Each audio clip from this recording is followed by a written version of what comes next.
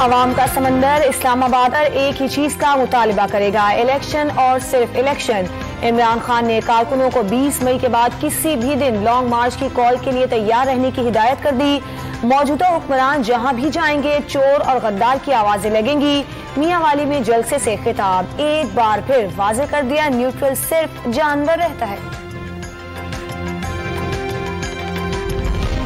जाली हुक्मरानों ने नए पाकिस्तान में गरीब का जीना मुश्किल बनाया। 3.25 साल अवाम को रिलीफ देने के बजाय महंगाई की चक्की में पीसा गया। 1 करोड़ नौकरियां देने वालों ने नौजवान नस्ल को गुमराह किया। वजीर आला पंजाब हमजा शहबाज की PTI पर सख्त तनकीद। ये साल इलेक्शन का साल है, एक वोट पर खड़ी हुकूमत को गिराने की जरूरत नहीं, खुद ही गिरने वाली है। बाबर अवान का दावा।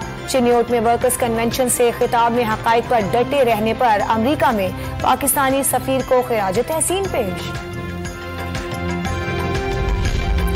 चागी, खुजदार, वड और सुनारो समेत बलूचिस्तान के मुख्तलिफ इलाकों में जलजले के झटके।